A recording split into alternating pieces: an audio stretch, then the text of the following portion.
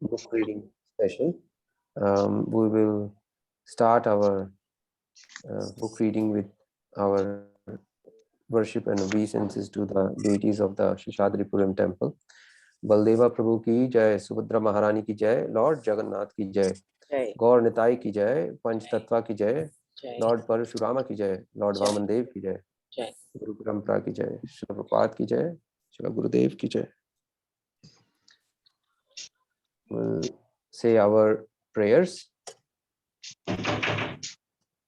Om Ajnana Timirandasya Jnananjana Shalakaya Chakshurunmilitam Yena Tasmai Shri Guruve Namaha. Namo Vishnu Padaya Krishna Prishthaya Bhutale Srimate Bhaktivedanta Swami Niti Namine Namaste Saraswati Deve Gaurvani Prachari Nirvishesha Shunyavadi Pachate Satarine Shri Krishna Chaitanya Prabhu Nityananda Shri Radhara Srivasadi Gaur Bhaktivinoda Hare Krishna Krishna Krishna Hare Hare Hare Rama Rama Rama Hare Hare Hare Krishna.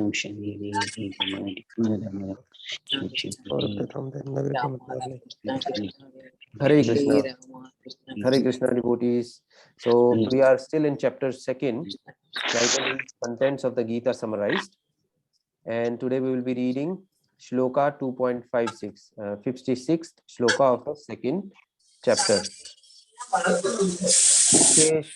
Anudvigna manaha Sukheshu vigataspira Vitaraga bhaya krodha Sthita dhir muniruchyate. Translation: one who is not disturbed in mind even amidst the threefold miseries, or elated when there is happiness, and who is free from attachment, fear, and anger, is called a sage of steady mind. Okay. All right. Okay. So Srila Prabhupada has given a very wonderful explanation of this shloka. Srila Prabhupada says that as long as we have this material body, we will continue to suffer or experience miseries or distresses which come with this body. And there are three kinds of distresses. They are adhyatmika, adhibhautika, adhidaivika. So there is miseries or distresses due to this body and mind, miseries and distresses due to the other living entities, and miseries and distresses which are beyond our power, natural disturbances or distresses, adhidaivika, distresses offered by the supernatural power, which are, from the demigods, coming from the demigods. So we have had examples of such things in throughout when there is something widespread at a massive scale.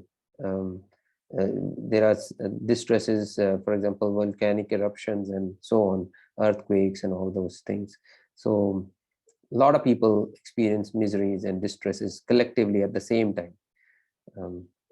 So Srila Prabhupada says that there is no rescue from these kinds of miseries or distresses. As long as we have this body or material world exists, these will also exist. So a person who is actually situated in this platform of pure consciousness, say Krishna consciousness, his symptoms will be, he will not be disturbed. His symptoms will be different.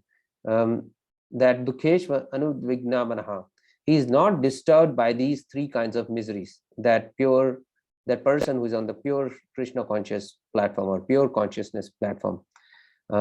So earlier mentioned, so examples are supernatural disturbances, for example, tsunami, floods, droughts, famine, large scale.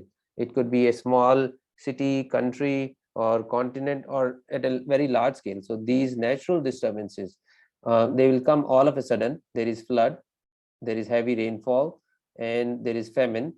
So all of a sudden these will come, and so many other things which happen along with it, and which are beyond our control, beyond anybody's control, any human's control.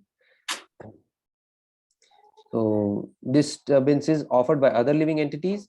So for example, we are living in a society comprising a lot of people, and many other living entities.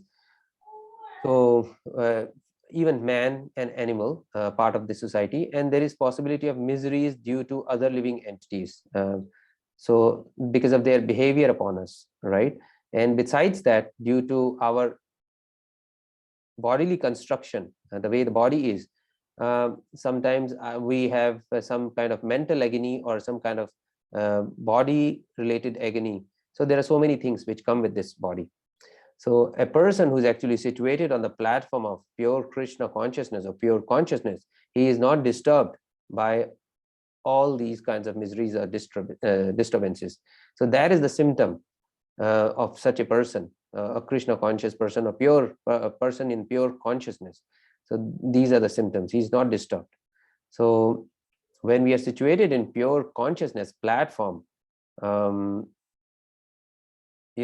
that person, even if he gets these kinds of miseries, he's not disturbed. So that is his system. That is his symptom. And so that person actually in this pure consciousness platform, that person understands that I'm not disturbed by all these miseries, because he knows that he is not the body, he is the soul. So people become very much otherwise people become very much disturbed, agitated, but one who is situated in pure position of pure consciousness, he is not. So Brahma Bhuta Prasannatma na sochati na kankshati, Bhagavad Gita shloka 18.54. So even though he has all these disturbances, he is not disturbed. He's always beyond this state of disturbances, experiencing this he's steadfast in that consciousness. He's not disturbed. He's very steady. Sukheshu vigata spira. Now this is a platform of distresses, but sometimes there is also happiness. People experience happiness sometimes. So for example, Srila Prabhupada gives an example that sometimes you get very good food stuff which is as per your liking, and sometimes when you go to somebody's house or somebody invites you or something like that, and sometimes some people even praise you, oh Prabhuji, Swamiji, you are such a wonderful soul, you are such a great soul, etc., and many of the praises they shower upon you. So sometimes you receive some kind or some level of praise, honor, recognition in society by some institution or by individual. So these are the signs of happiness. Happiness, yeah. So pure consciousness, what is it? So but one who is situated in pure consciousness, that person is neither disturbed when he has some kind of distress or misery, nor he is actually happy when he gets some kind of designative offering, like just discussed, honor, recognition, praise, etc. Because he knows that these designations, he's not the material body or which comes with this body. He's beyond that. He's a soul. So for example, somebody becomes a lawyer or something, or he becomes a very well-renowned person in the society, let's say a very good architect or very good designer or very good composer, and he goes he does a master of arts or something, and he gets the skills which come with it. For example, some any kind of skill which comes with that, or so he knows that a lot of people applaud him for that achievement, but he knows that this acknowledgement or this education or material worldly education or skill he has acquired due to this body, he knows that as soon as this body finishes or his material assets are exhausted, whatever he has acquired with this body, whether it is music or any business related skill or anything. As long once his body is exhausted, or material assets are what he has acquired are exhausted, which are in connection to this body, these all will also come to an end. These all will stop, right? So he knows that he is soul, he is not this body. So because it is a fact that vashamshi jirnani yatha vihaya, if I have to take another body after leaving this material body, then everything in connection to this body, everything in bodily connection is also over, is also finished. And as soon as I give up this body, I have to take another body. So that is the position, right? So he has to do all those things again in a new body. So therefore, one who is convinced, that who actually knows that I am not this body, I am pure consciousness, I am soul, so he's in a better position. So all these miseries and happiness he receives from the society or friend or relatives, etc., all these are temporary. So that happiness I get from the good food stuff, example given earlier, is due to my tongue experiencing it, right? But I am not this tongue. That person knows that he is not this tongue. So these things, these thinkings, these realizations, they appear. And one who is in pure consciousness, he's a better judge. He knows that he is not this body, but he is the soul, pure soul. So, but Srila Prabhupada says that that does not mean that we should not eat, we should not associate in the society. Everything one shall do, but he must always know that I am aloof from this body, and that my real position is that I am subordinate to the supreme consciousness, and one has to act in that position. So this will make him, the person, completely happy, right? And so vitaraga bhaya krodha sthita dhir munir uchyate, and because such consciousness prevails, so he has neither attachment, raga means attachment, and bhaya means fear, being afraid of something. So now suppose somebody says to a person, oh, I shall kill you, or you shall be killed. That person is talking about hurting that person. So that person becomes very much afraid just by hearing that. So, but a person who is situated in pure consciousness, he is not afraid, right? Srila Prabhupada says that he also gives an example of Socrates, that he was in pure consciousness. He believed in the immortality of the soul, and somebody told him, offered him poison, hemlock. So if you believe in immortality of the soul, drink this poison. And which he did, but his bodily, as it was supposed to, deteriorate because poison will have an effect. But he was in a pure consciousness.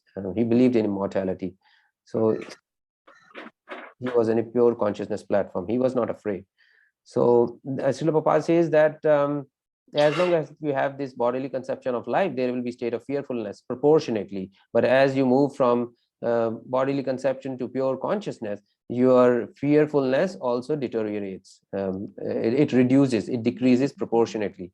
So also along with this body comes the demands of the body. This body makes 4 kinds of demands. Ahara, Nidra, Bhaya, Maithuna. Ahara means eating, Nidra means sleeping, Bhaya means fear, and Maithuna means mating. So eating, sleeping, mating, and defending.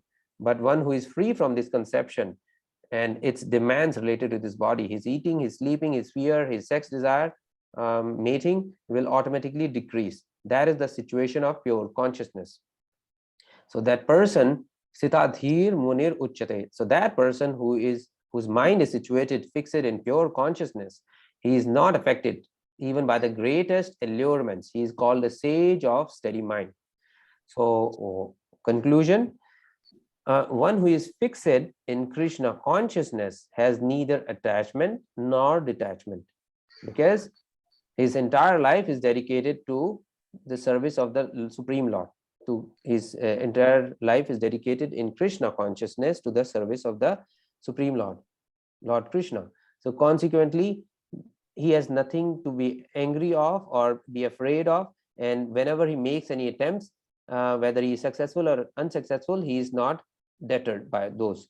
Success or no success, a Krishna conscious person is always steady in his determination, in his service to the Supreme Personality of Godhead, Lord Shri Krishna. Hare Krishna. So I would like to thank you all for joining this session. or book reading and shloka reading and chanting. We will continue to do so again.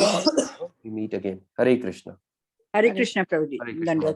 Hare Krishna, Prabhuji. Thank you, Prabhuji. Hare Krishna. Thank you, Prabhuji. Thank you. Haribol. Haribol. Hare Krishna Prabhuji. Hare Dandavat Pranam Prabhuji. Hare Krishna, Prabhuji. Hare Krishna. Hare Krishna, everyone. Hare Krishna, Prabhuji. Thank you. Hare Krishna. Hare Krishna. Hare Krishna, Prabhuji. Hare Krishna. Haribol. Haribol. Hare Om. Hare Krishna. Hare Krishna. Shri Hari Prabhu.